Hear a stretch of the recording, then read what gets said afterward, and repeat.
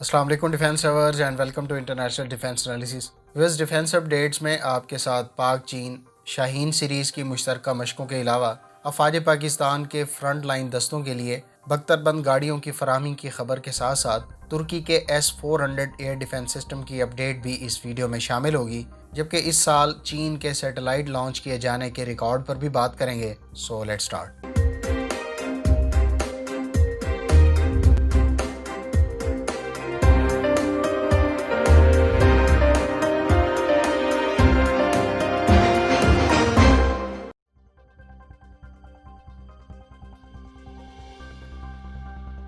Friend, سب سے پہلے آپ لوگوں کو خوشخبری سنا دوں کہ آپ کی اور ہم تمام پاکستانیوں کی کوششیں رنگ لائیں اور پاک فوج کی ہائی کمان نے بارڈر ایریاز اور خاص طور پر نسبتاً ایکٹیو پیٹرولنگ ایریاز میں پیٹرولنگ کرنے والے فوجی جوانوں کو بختر بند گاڑیاں فوری طور پر فراہم کرنے کے احکامات جاری کر دیے ہیں۔ اب یہ سنتے ہی آپ کے ذہن میں یہ آئے گا کہ یہ کون سی بختر بند گاڑیاں ہیں جو ہمارے جوانوں کو فراہم کی جا رہی ہیں۔ تو اس بارے میں بتاتا چلوں کہ سب سے پہلے متوقع طور پر پہلے سے موجود بختر بند گاڑیوں جیسا کہ ہیوی انڈسٹریز ٹیسلا کی تیار کردہ محافظ آرمرڈ پرسنل کیریئر، یا پھر امریکہ سے ماضی میں خریدی جانے والی MRAPs یعنی mine resistant ambush protected vehicles دی جائیں گی، جبکہ ہم کچھ عرصہ قبل امریکہ سے مزید MRAPs کی خریداری کے بارے میں بھی سن چکے ہیں۔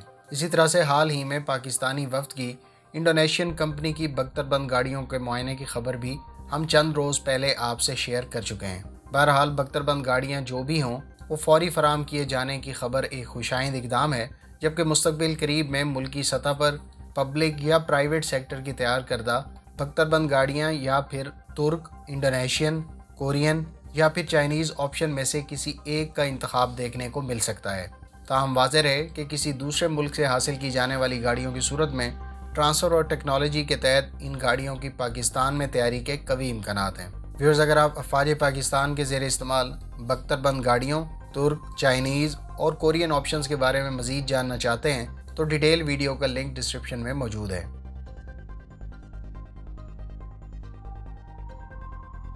دوستو، چین نے گزشتہ روز اپنا ایک اور سیٹلائٹ خلا میں بھیجا ہے۔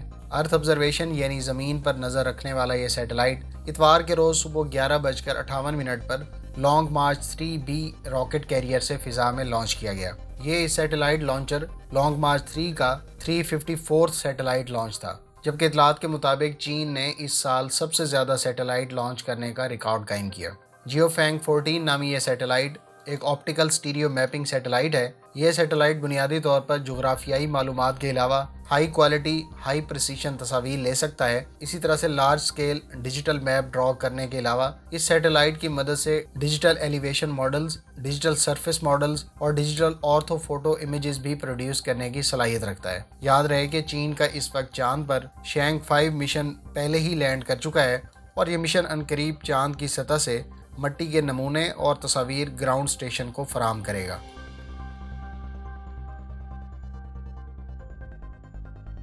Stock home international peace research institute یعنی سپری کا کہنا ہے کہ دنیا میں دفاعی تجارت میں گزشتہ سال سے اضافہ دیکھنے کو ملا ہے۔ سپری کے اعداد و شمار کے مطابق دنیا میں سب سے زیادہ دفاعی ساز و سامان کی فروخت میں امریکہ پہلے نمبر پر رہا اور اس کا شیئر 61% رہا، جبکہ 16% کے ساتھ چین کا دوسرا نمبر، اسی طرح سے روس اسلحہ فروخت کرنے والے ممالک میں تیسرے نمبر پر رہا۔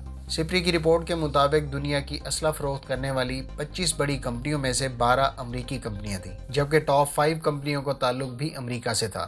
ان کمپنیوں میں لاکہیڈ Martin, Boeing, Northrop Grumman, Raytheon اور جنرل ڈائنامکس شامل ہیں۔ ان کمپنیوں نے ٹوٹل $166 ارب مالیت کا دفاعی ساز و سامان 2019 میں فروخت کیا۔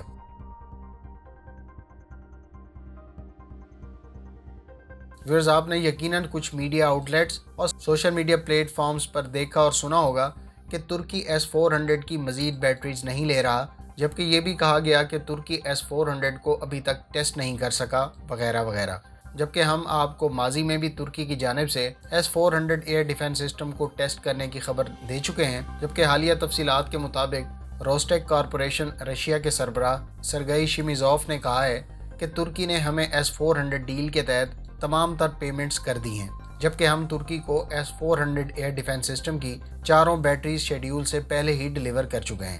ان کا مزید کہنا تھا کہ ترکی نے کریڈٹ پر یہ سسٹم حاصل کیے تھے اور ترکی کی جانب سے اس کی مکمل پیمنٹ ادا کر دی گئی ہے۔ یاد رہے کہ ترکی نے روس کے ساتھ 2017 میں 2.5 ارب ڈالر کی لاگت سے 4 S-400 ایئر ڈیفنس سسٹم کی بیٹریز کا معاہدہ طے کیا تھا، جبکہ اس معاہدے کے تحت روس کی جانب سے یہ چاروں بیٹریز اکتوبر 2019 تک ڈیلیور کر دی گئی تھیں۔ اس ڈیل کو لے کر امریکہ نے نہ صرف ترکی کو F-35 اسٹیلتھ ایئر کرافٹ کے پروگرام سے نکال دیا تھا، بلکہ ترکی کو F-35 طیاروں کی فروخت بھی روک دی تھی، اور اب یہ سننے کو ملا ہے کہ امریکہ بنیادی طور پر ترکی کے لیے بنائے جانے والے F-35 یونان کو فروخت کرے گا۔ دوستو، ترکی اور روس کے درمیان اس معاہدے میں مزید سسٹمز خریدنے کی آپشن بھی موجود تھی، جس کے بارے میں روسٹیک کارپوریشن کے سربراہ کا کہنا تھا کہ اس کے امکانات ابھی بھی موجود ہیں۔ واضح ہے کہ یہ ڈیولپمنٹ ایسے وقت میں سننے کو ملی ہے جب امریکہ 2021 کے US نیشنل ڈیفنس ایکٹ کے تحت ترکی پر مزید پابندیاں عائد کرنے کا منصوبہ بنا رہا ہے۔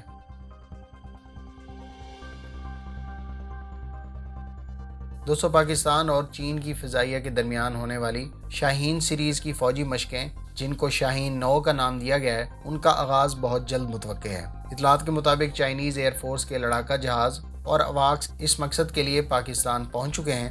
دوستو، حالیہ مشقوں کی خاص بات یہ ہے کہ اس میں چائنیز ایئر فورس کی طرف سے پہلی مرتبہ ملک سے باہر الیکٹرانک وارفیئر اثاثوں کے ساتھ ایک ایکسرسائز میں شریک ہو رہی ہے۔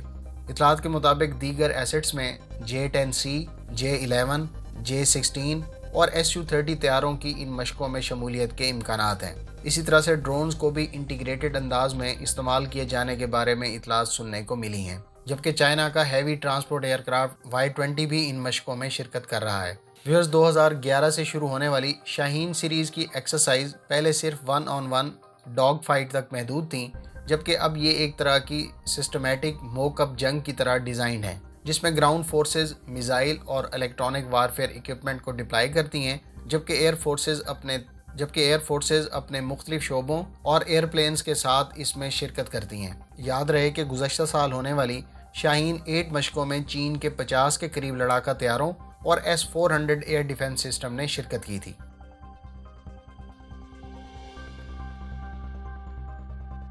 روسٹیک کارپوریشن کے CEO نے ایک اور بیان میں کہا ہے کہ Su-57 اسٹیلتھ ایئر کرافٹ کا سیریل پروڈیوس طیارہ اس سال کے آخر تک روس کے وزارت دفاع کے حوالے کر دیا جائے گا۔ ان کا مزید کہنا تھا کہ Su-57 کے اس یونٹ میں AL-41FP انجن نصب ہوگا، جو اس سے پہلے Su-35 میں بھی نصب کیا گیا ہے، تاہم اس میں زیادہ تھرسٹ پیدا کرنے کی صلاحیت ہے۔ سرگئی شیمازوف کا مزید کہنا تھا کہ Su-57 کے ٹیسٹ اور ٹرائلز مقاصد کے لیے اب تک 10 طیارے وزارت دفاع کے حوالے کیے گئے ہیں، جبکہ پہلا سیریل پروڈیوس طیارہ گزشتہ سال دسمبر میں کریش ہو گیا تھا۔ اس کے بعد Su-57 پر فلائٹ ٹیسٹ تقریباً 10 ماہ تک روک دیے گئے تھے، جبکہ اس حادثے کے بعد پہلے ہی التوا کے شکار روس کے اس اسٹیلتھ طیارہ بنانے کے پروگرام کو بڑا دھچکا لگا تھا۔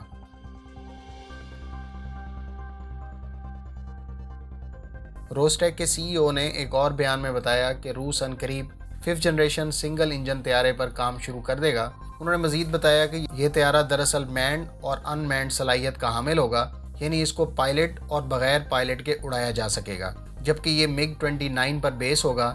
یاد رہے کہ 2017 میں اس کمپنی نے اعلان کیا تھا کہ UAE نے روس کے ساتھ مل کر 5th جنریشن لائٹ ویٹ طیارہ بنانے پر مشترکہ طور پر کام کرنے کی خواہش ظاہر کی ہے۔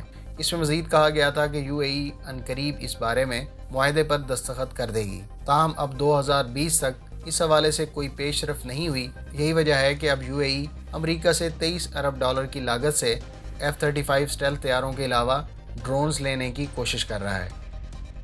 امید ہے اس ویڈیو سے آپ کی انفارمیشن میں اضافہ ہوگا۔ ملتے ہیں نیکسٹ ویڈیو کے ساتھ، اپنی دعاؤں میں یاد رکھیے گا۔ اللہ حافظ۔ پاکستان زندہ باد۔